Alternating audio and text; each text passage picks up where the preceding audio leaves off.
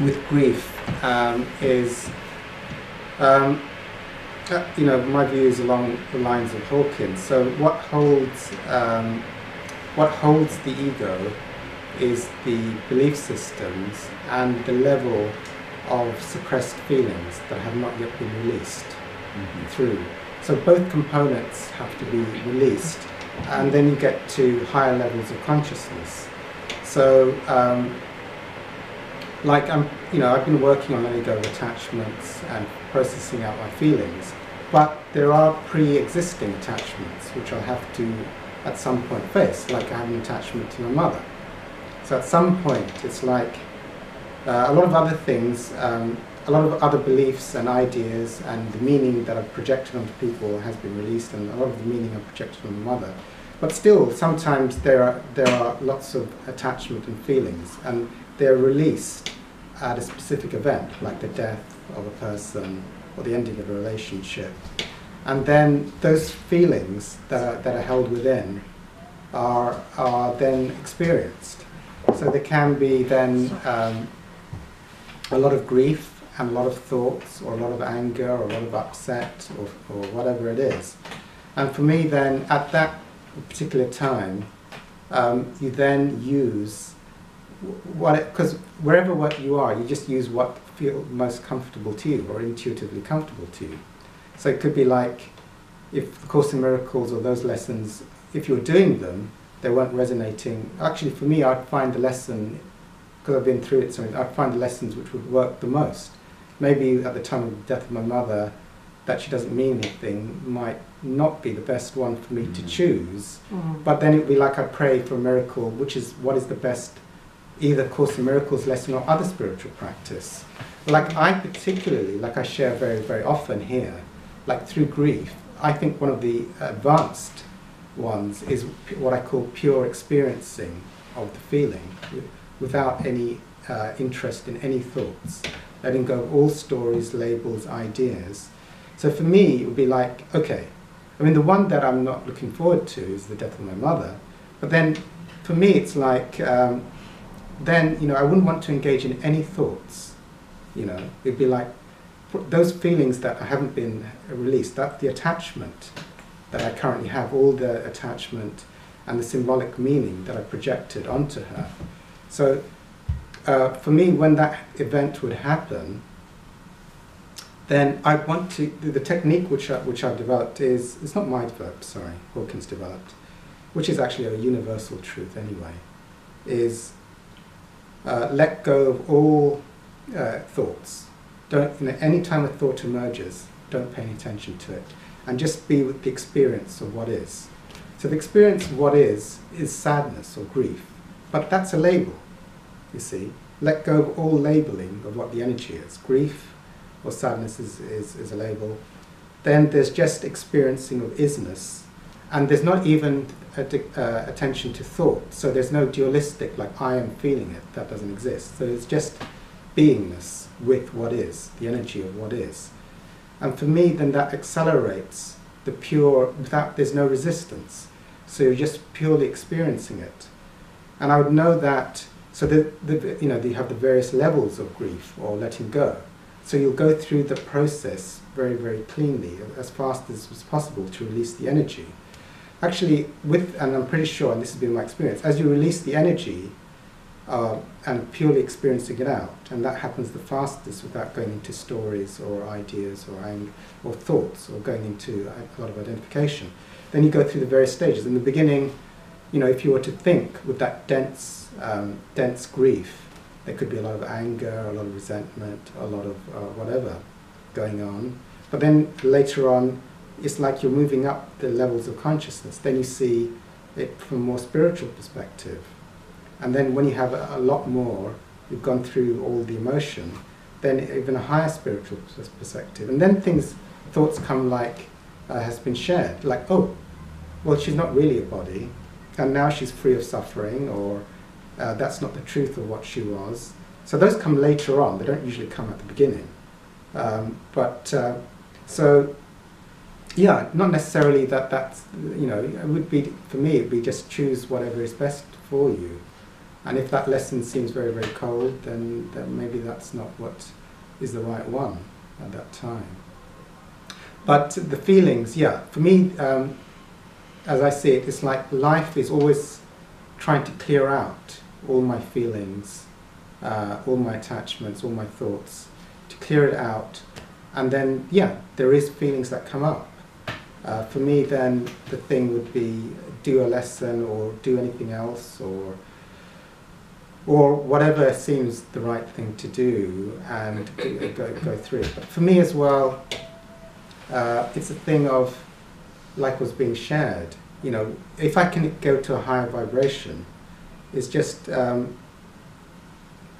and go to a higher vibration, that is the best thing I can do, because it's the best I can do for myself and for them, because in the unity of this place of creation, if you might say, then to stay at a low vibration is not useful for yourself or for the others. But you need to process it through, and processing it through, for me, is, I mean, that's one of the methods I would personally use, is just to try and be with the feeling purely, and not go into too much. Because actually, for me, and from Hawkins' work, when you're in like grief, it's like the whole world is like the thoughts that manifest out of the energy field of grief are just going to be very, very similar. You know, when you're in grief, the type of thoughts usually are not very, very positive, and tend to be at that. But that's natural and normal. Yeah. And then when the feelings move to a different energy, more towards acceptance or calmness, then the thoughts tend to shift, and it's seen from different. So, when you're going through that, are you at a low level of consciousness? Would you calibrate? I would say that very low. No. Like I've shared before, and from Hawkins' work, one is always faced. There's fluctuations of emotions that one goes through, but there is the calibration of a person, as we're going to do it, would be their calibration. It's their overall calibration, which is not related to minor fluctuations and challenges that go through the day. So, like, I'm going to use a bad example, but I'll use it anyway. No, it's a bad example. But you know, like Christ was angry it seemed like he was angry for a few seconds. You're right. Okay. Yeah. And it seemed to be a burst of anger from him. Does that mean he calibrated at that moment? His personal calibration at that moment was, so anger would be 125. Yeah. And Hawkins' calibration for, this is a scale between 0 and 1,000 spiritual vibration, was for Christ was the highest in human form, 1,000. So did he suddenly like lose everything in the moment? No. For me, no. Even though it seemed like there was some anger there, that was not his personal calibration.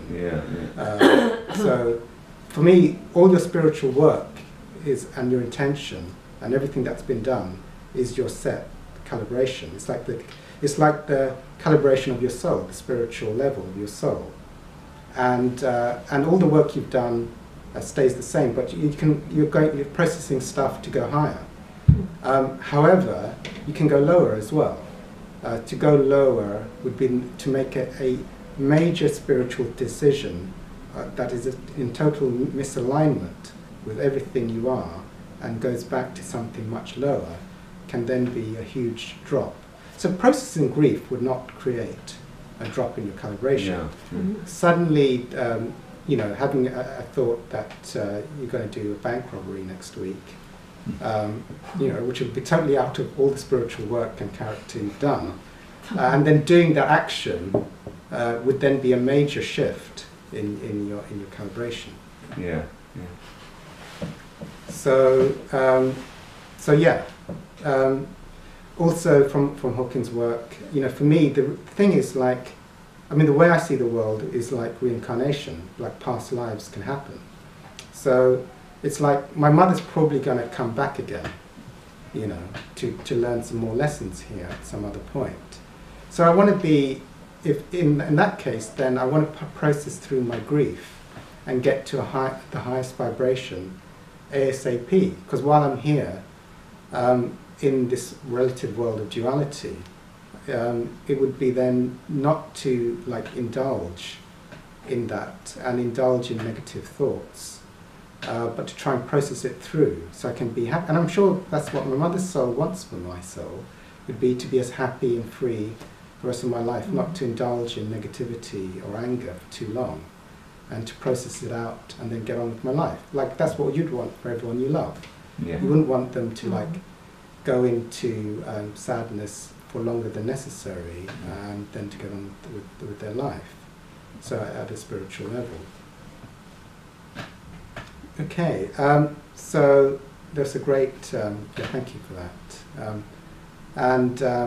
Yeah, I understand why you can see that's meaningless. But also, like, for me, there's a context. The overall context is from the place. It's a non-dual place that the Course teaches.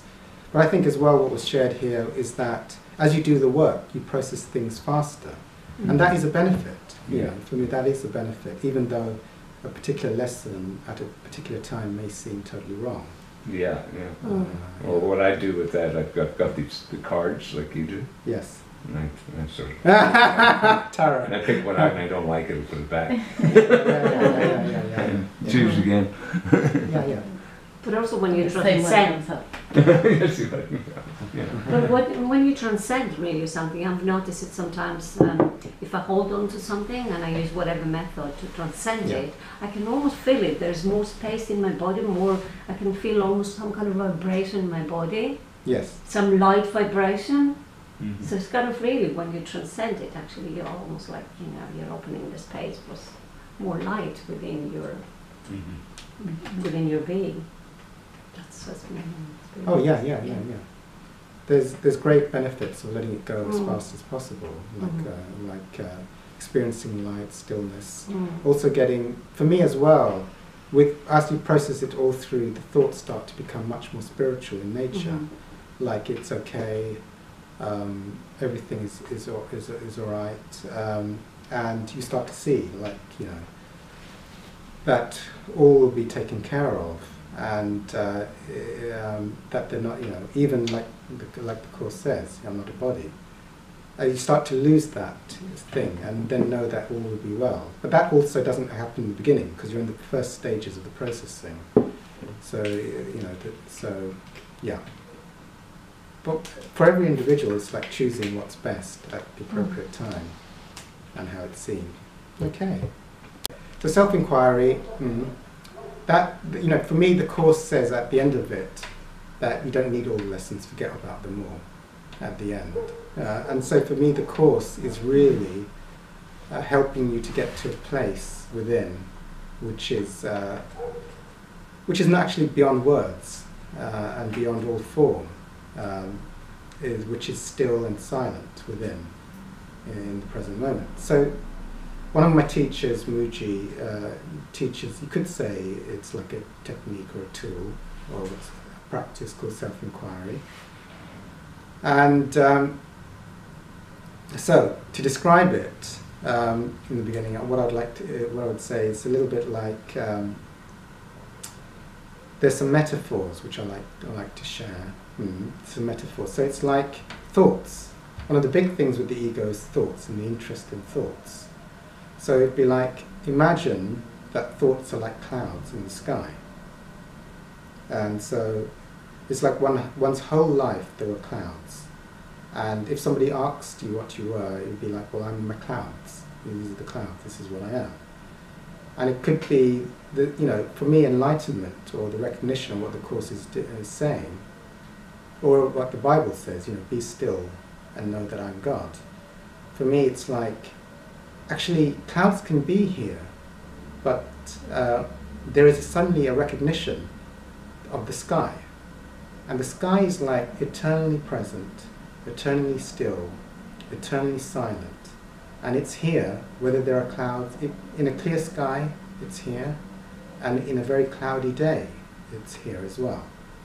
So it's the recognition of the silence of the stillness. Or Now, self-inquiry for me, if I was to try and use words for it, is what I like to, and this is, this is just like a metaphor, is the thing of, imagine an eyeball, or imagine an eyeball that can see things out there. So an eyeball, so if my eyeball can see a red cushion, is the truth of who I am the red cushion, which is the object out there, or am I the eyeball? And the more truth of really what I am is that I'm the eyeball. I'm not the object that can be seen out there. So that's like a crude metaphor, or it could be like in a cinema. The projector is projecting images out onto the cinema screen. But am I any of the things that are perceived on the screen, or is there something which I really am, which is that you could say it's the lens which sees all the images on the screen? So then comes the process of discovering or inquiring into what is the true nature of my ultimate true self. Is my true self, can my true self, the thing that is all that I really, really am, can it be any of the things that can be perceived to come and go, or pass, or be perceived as objects out there? So, if my eyeball can see a red cushion, I'm not the red cushion out there, because, I can perceive that as an object out there. Sometimes there can be red cushions out there, and sometimes there can be not red cushions. But I'm still here to see them. So I totally disregard, I'm not a red cushion. So that's an object out there. What about, can I perceive thoughts come and go? So that's more deeper, more intimate. But anyway, thoughts. I was talking to someone on the way here. Well, am I my thoughts? Or am I a thought? Or am I a collection of thoughts? Well, the thing with thoughts is that most people have had points in their lives when there's been no thoughts in mind, even if it's only a split second, and there's been pure presence with no thought being present, and they know they exist. There can be absolutely no, most people have had at least a fraction of a second when there hasn't been a single thought in mind, and yet somehow there is a knowing of existence. So that then would mean that thoughts are like objects, they come and go, but there is something which is observing or perceiving the thoughts. Okay? Then it becomes clear then, oh, well, okay, like actually thoughts are like red cushions. I don't need to be as interested, I don't need to pay interest to a red cushion. And actually the thoughts, they are not really what I am. The ultimate truth of who I am is not a thought that came and went. There's something more, there's more true to my ultimate nature. Then comes more subtle things. Then you can start to inquire, what about that which inquires feelings that arise and pass? So if there's a relationship breakup, then suddenly there can seem to be the arising of grief, and then, or it may change to anger, or it may change to many different emotions. But then, okay, this was a feeling that suddenly came up into consciousness.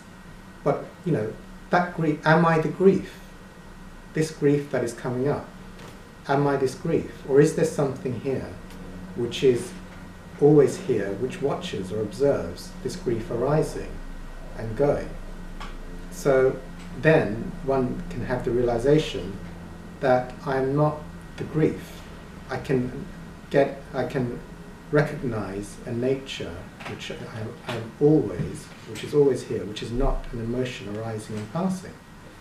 So that then lets go of that. But what about, then you get to even more subtle things. What about things like location and time? Is there something here which is observing or recognize the tracking of time? And can one let go of the interest in the tracking of time, or the tracking or the interest in location?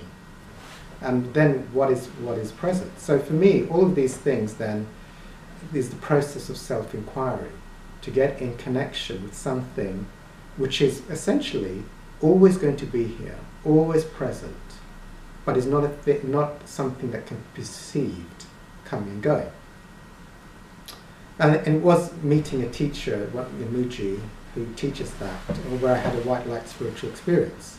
It was like, let go of your thoughts and everything you're identifying with, and then it was like the experience of just pure white light and power and love that was indescribable. So for me, it's like then you're entering into a different dimension, because you've lost the tracking and the interest to everything which is binding you into the meaning, the projected interest, the investment. All of it is being released, and so one gets into, as you let go of these gross levels of interest in cushions, and then interest in thoughts, and then interest in feelings, and then interest in tracking time and tracking location, and all kinds of, you could say, the perceptive filters of the ego, then you start to get, which is quite obvious, because all of that is tracking you into more and more limitation and more heavy attachment to what's going on. And then as you do that, you start to experience greater expansivity, greater lightness, greater stillness and peace. So, and just very, very quickly, and I do share it quite regularly, but I think it is good to share it even if it's quite repetitive, is the thing of what Ramana, what Muji said of what Ramana said, which was, whenever you have a thought of you want something, then that thought, and when you get it, you get some peace. Like, let's say I want, let's say what do I want? Okay, let's say, I'll make something up. Let's say I want to be thin. Yeah, so if I have that thought, I want to be thin, then when I get to be thin, then I'll feel this great sense of peace, and happiness and joy, because I've got the thing. Or it could be a person. Well, it doesn't really matter. It could be a donut. It doesn't really matter. But when I get that thing, I get the peace. But what Ramana said, who's the guy behind, said is that actually by wanting a thing and having a thought, you're actually in a state of distress. And when you actually get the thing, you get a temporary experience, or you get an experience of the absence of that thought. You see, so you don't get peace by getting something. Really, by wanting something, you get distress, and then only for a while, when you got it, you get the absence of the distress, and you think it's the thing. So that was like that was revolutionary for me, because then I don't want to be chasing things that when I acquire them, I'll achieve peace or happiness, because for me that's that's never going to work. And actually, being a food addict, it was like I always wanted food, and I would get peace after I ate the food, but then I'd want more later on. But I thought food seems to be, the illusion is, when you have the food, you do get relief, but then it stops working, and then it's like you need more food. Or that would happen as well with, like a bad relationship. It'd be like, because you'd have thoughts that you want to be back, like the good old days, then if they suddenly came back, there'd be like this great happiness and peace, and everything would be fine, and everything seems nice. But then that is just the absence of the thought for a little while of wanting them back. And then after a little while, it'll be like, it's still not perfect, you see, something else will go wrong. Yeah, I think we're always like, there's always another want, isn't there? Yes, yeah. Like, it never will go away. There's no, in that... If you're in that frame. In that frame, yeah, that's right. So it's all, it never ends. And it's an illusion. Yeah. It's an illusion, which the Course says. So as you let go of the meaning of it, then it's like there's only presence and stillness. And then that has everything you need with it. And actually, with Hawkins' research, it's also a magnetic field. So when you're at the field of love or stillness, then that attracts, and one is attracted to love and stillness. When one is in like the field of like always wanting, then it's like the people you meet and the type of things that happen is never enough, because you're in that level, that field of never enough. So that makes me think of a feeling of emptiness. The moment, say, if I'm thinking about something that I want, yes, and waiting for it to happen, yes, now in this moment, while I'm expecting that to happen later on, yes, in life or whenever, yes, I feel an empty space inside, as When- opposed to really being present and embracing what's going on now, and fulfilled with whatever it Yes. is in the moment. yeah. So when you want something, you're just feeling empty on the inside. Yeah, because I Yes. still don't have it. Yes, that's Mm. right. Yeah. Yeah, yeah. As opposed to appreciating what I do have today, and that's enough. Yeah. It becomes even more than that as you let it go and you go through and you feel out the feelings, because you already have an attachment because you're already empty. Yeah. As you feel through the feelings and process it through, like for me, it would be like letting go, going through the withdrawal of not indulging in the biscuits, Yeah. you know, and then it's like you feel that out, and then you're happy without biscuits because you've let go of the meaning and you've felt out. You have to feel out the energy of it, which was your pre-existing attachment, and then you're feeling peaceful and happy, and biscuits don't mean anything. So it'd be the same with like a relationship. So because you already have a pre-existing attachment, if you have a pre-existing attachment, then there could be a feeling of emptiness or some distress when they're gone. But as you process out those feelings and you don't you let go of the thoughts, then there's a feeling of wholeness, whether they come back or not. It doesn't matter. There's an experiencing of stillness and peace and wholeness and happiness in the present moment. Yeah, and that same thing can relate to grief. Yeah, that Like exactly. you were saying Yeah, earlier. yeah, exactly. Because there is, well, the course would call that a special relationship. So in 12 steps we call that higher powering an individual. Sorry, what is it called? Higher powering, making something your higher power. Okay. So it's like making biscuits. Like biscuits was one of, actually donuts was one, really, to be honest. Donuts was one of my gods. And, you know, or it could be like a fascination with a girl. It could be like, then I'd say she's my higher power now. It's like everything revolves around her, and there is no, that's the thing. Or in a relationship, you know, it could be a man, or it could be your mother, or it could be anything. But then it's like, that's what the lesson we're doing. It's like, you know, projection of meaning and thinking we understand something is like, and imbuing special qualities would then mean that that's disconnecting you from the stillness and the wholeness and the peace and the happiness that is present.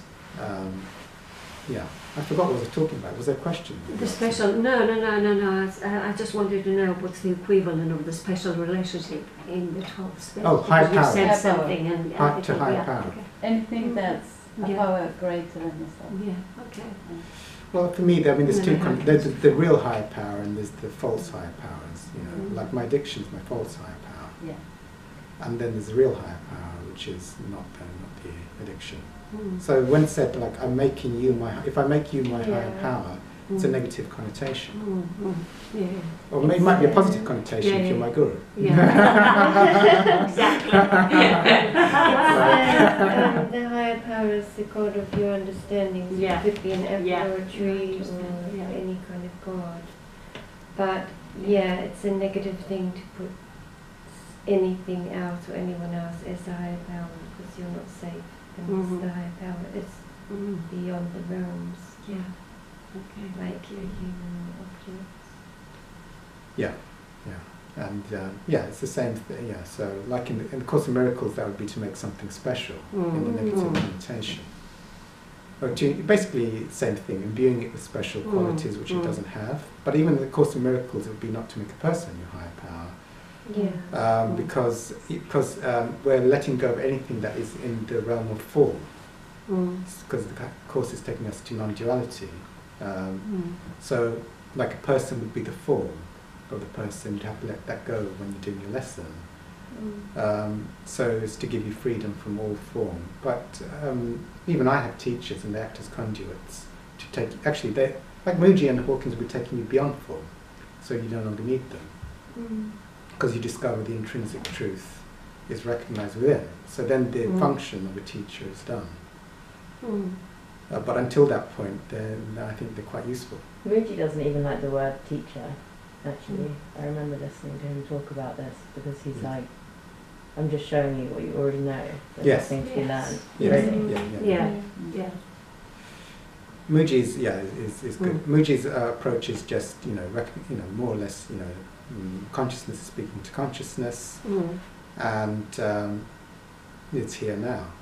You recognize it now, and you more or less take the thing approach of like everything you're saying. If you're not speaking from that place, is just meaningless. Yeah, I sometimes say like you shouldn't. We'll say often to people like you've been here long enough. Don't talk like that's real.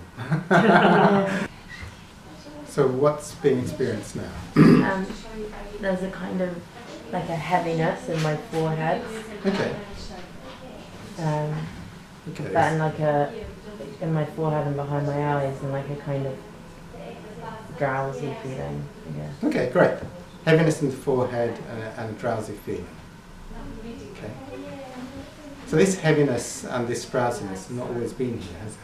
No. No. So there's been a time when there's not been heaviness and drowsiness. So this heaviness and drowsiness, it's like an object. It's just like a red cushion or a blue chair. So there is something here which is observing the heaviness, which is not the heaviness. Can you go to that which is observing the heaviness and drowsiness, but is not the heaviness and drowsiness, or something that is here when heaviness and drowsiness is here or not here?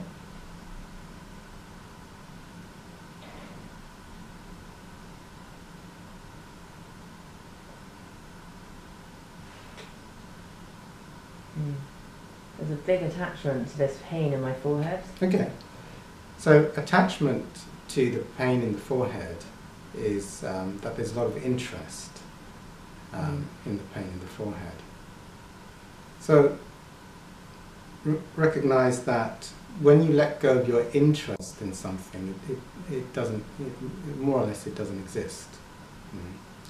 So that would be the thing of, like I've shared many times, I have to try and think of a different metaphor. It's like the noise of cars in the street. If, there was one time here where I said, I was talking and I said, there's traffic noise outside, and I think everyone in the room wasn't aware of the traffic noise until I said there is traffic noise. And then and the reason that happened was that everyone was now interested in traffic noise, and so it now existed in their experience. And it didn't exist actually in their experience when there was no interest in it. So, there's this, you've got this, what is it, pain in the head. Yeah, pain in the head. So there's a lot of interest in pain in the head. But there is something which is observing the interest in the head and without interest. So if you let go, there is something which observes even the interest in the pain in the head and also the location. So can you go to that which is observing without interest?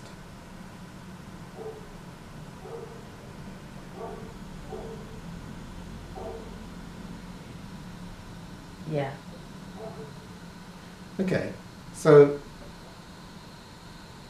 is it a problem now? No. Okay. There's still some sense of location. Okay. So what's the sense of location? Well, it's not exactly the body, but it's this general area. Okay. So there's a general awareness of location in this area. Yeah. Yeah. Okay. There have been times when you've not had an awareness of location in this area. Yes. There have been times which, yeah. So this is something that can come and go. So something observes a sudden location in this area and it not being here. There is an observer of this location, which is not this location. You go to that? Yeah. Is this constricted by location? No. Okay. And are there any problems here? No.